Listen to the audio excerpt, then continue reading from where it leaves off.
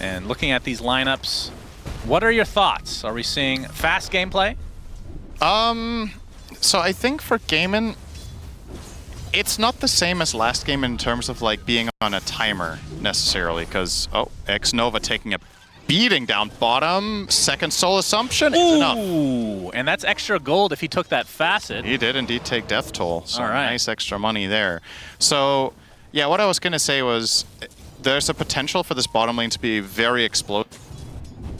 It's a bit harder to feel a clear timing in this game when looking at both drafts. Then I felt last game was rather obvious, right? This time around, there's a lot more. Oh, hang on, Baboka. Oh, damn, they're getting really low up here on both heroes. Gaimin Gladiators playing super aggro. Duracho on Windranger will not have the same stress on him as he... Talk about that a bit, because Kunkka has changed quite a bit in this last big patch in terms of his innate and whatnot, but yeah, if you're off to a rough start in the offlane as Kunkka, how much comeback potential do you have in this meta? I mean, as long as hold that thought, because Monet is getting aggressed on another soul assumption to come, and even more extra gold for Ace. Off to a very good start in this game. I think this lane is very likely to... I'm not going to say it's going to decide. Really spoke to them with the Marcy combination as a lane. What do I expect from it? I mean, he's probably just going to go... He's going to get the drums first, which is very standard. Nothing to say. Instant echo. Yep, all right. Dispose into... It's like, thanks for the blink dagger there. Echo Slam ends up resulting in the kill onto Tofu. Nothing to say with Enchant Totem. Oh my Doing goodness. a lot of damage to Quinn. He does have his zip. He's going to go on in, and Duracho making his rotation. Wow, they brought the as a position 1 win runner, yeah. Yeah, see, that I was thinking the exact same thing here. Was that TP? Yeah, power shot already went out though, so I think he might be okay here. Duracho making his way to the other side, gets the shackle. Easy location for that, as Monet now he's dead. away. All right. Wait. There were a lot of poison stacks. Okay. He had 4 stacked him. Yeah, that makes sense. All right, that's even worse than dying. Now he dies and has no TP. He has to walk all the way back. I mean, Monet, perfect read that he's in this camp right now. Quinn looking for the rune, but Monet is the one getting ganked. He's going to spot them first. Shadow Poison gets the vision. Disruption with the familiars nearby is going to be an easy cleanup. Death number 3. Such a nice gank. That was really, really nice. Torrent? I turn into a good old-fashioned team fight as Celery looks like he's going to take a boat to the face. Soul Assumption doing a decent amount of damage against X-Nova, but Celery's going to be able to die. Well done to him, as Tofu might be next, trying to apply as much pressure to Baboka as possible to end up going kill the way of Ace. So it's a 2 for 2 as X-Nova continually takes Soul Assumptions over and over and over as the nice Torrent might have saved familiars. No, Soul Assumption from far away is Ace. Oh, no way. Double kill, TP attempt, but he will die. Wow, in the midst that was of it. so close. That resummon into double bird stun to try to TP out in front of Kunkka was really cute, but Monet... By this 12-minute blink dagger with the Earthshaker missing now. Yeah. Celery broke it. Yep, Celery. Okay, that is the shortest smoke of the game. Okay, very nice. Of the series so far. Arcane Rune is denied by the Satyr. Starting to mount some pressure. They really want to put some pressure with this. Oh, nice the arrow action. Disrupt. But the disruption from Celery on the Echo? north side. Yep, Echo with the creep wave. That is a lot of damage. Quinn evaporates. Really heads up play there. They wanted to go and push this tower anyway because of the siege creep, so they bring in the Ench with Gaimin, Mr. Quinn, around the same network. Yep. And the fact that JT has bounced back so aggressively on that Kunkka as X-Nova is spotted, will eventually be taken out. It's going to be a bit of an annoyance. Soul Assumption into a couple right clicks will do it. Almost felt like they were trying to give the kill to Visage there for the death toll. Well, actually, wouldn't be the worst thing in the world. Definitely not. He is very rich for a flank, but there is a nothing to say hiding. He's got his Echo Slam, and he's going to use it onto 2 with the Fissure to follow. Do they have enough damage to take out Visage? Yes! Ace is dead. Tofu next. Beautiful Baboka bait. Gets the double kill. Masterfully done. You really gotta say, like, G2IG will bait somebody in potentially. Nothing to say though. Seems to be somewhat ready for this mid aggression. There's the big zip. I don't know about this and one. The Orchid.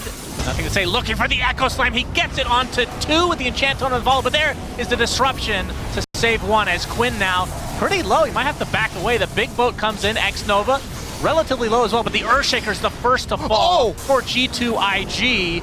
And JT looks to be next on the list as Gaimin Gladiators are winning this handily. X-Nova slowed to a crawl. This is going to be likely the third kill if they can find him around the trees. Indeed they do. Double kill for Celery of all players. Okay, that was so close in so many ways. So the Echo Slam response to IG just want to immediately go for this though. Duracho senses it coming. And nope, does he actually? Gets X. Arrow? Yeah, Arrow's actually going to hit. It's a very long duration. LSA into the bit, but again, Disruption comes out for the potential save. Fissure blocking this into two separate fights, it looks like. Oh, that's Monet getting focus fire. This is so much damage from Duracho. Whirlwind is going crazy. They get the Mirana. Monet very low in the tree line. He will eventually be brought down as well. 2 kills for Gaimin as JT limping away. Make it a third as X-Nova's picked off. JT looks to be okay, but great fight from Gaimin Gladiators. They are up 8K already. Going to make things way worse. They didn't even have to deal with that until now. The silver lining for G2IG is that they finally get the Axe on Shaker, but honestly, I don't really know how much that one is going to do, because it doesn't feel like he's going to have the freedom of mobility in the fights to actually jump around. He has to be very selective with jumping in aggressively, with the amazing counterplay that that Gaimin Gladiators have in the burst. Yep, this is ballooned out of control. Celery has Greaves. Okay, so they have Boots of Bearing, Vlad's, Pipe, and Greaves, and Solar Crest, and Gleipnir. And they have control of the enemy outpost, which they're going to use right now. And they have control of the enemy outpost, which they're going to use right now to get the Gleipnir onto X-Nova. Annoying target to kill, but they have the damage, no doubt about it. More gold for Visage. Wait, do you get if you get the kill with Soul Assumption, or with Soul Assumption being cast recently? You have 3 seconds of 3 seconds after it connects on the hero. So as long as Visage just is involved. He's gonna get fissured. Arrow is coming. Oh, this looks like a kill. This is really big. Yeah, that's a huge for one. G2IG. That was without even echoing. So they could still take a follow-up team fight now. Celery doesn't seem to be too scared. That's because he has the Greaves, like he said, at 23 minutes on a Shadow Demon. It's a really tough kill. And Duracho, he finds a lone really little easy. Baboka. So it ends up being a 1-for-1 trade, but definite favor for G2 there. Duracho is so farmed. And this is still defending their base. Yeah, that's true. Is getting someone tidal waved in. Monet. He's spotted. He should live here. Maybe. Nope, maybe. Okay. Marcy was not able to get a couple swings in with the ult there. Couldn't make it in time. So he will get out. Up of his items is just so noticeable. Okay. Well, Quinn had to use his BKB. He's going to find a lonely Baboka. Arrow actually will hit, doing some decent damage as support, and eventually will get that kill and have to TP out. He has the gem on him as Roche now spawns. So let's see if they kill it and just leave the Aegis on the ground for quite a while. Oh, this Tormentor. Oh, that would have been embarrassing. Oh, if that was BB Team, the game would have ended. They would have died 2 heroes and Gaimin would have pushed. Quinn finds JT. Ooh, the cancellation of the teleportation into the shackle shot. They don't really do that much damage to him because Kunkka's very tanky these days. Finally, some reinforcements. Tofu. Okay, you can see the Demonic Purge onto JT, so no Crimson or anything of that nature for him. Finally will drop as more heroes are just dropping like flies from G2IG. What kind of a fight was that? They get 2 buybacks, and now they're going to use for the tower.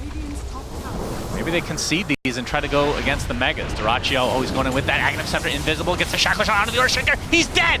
No buyback for nothing to say.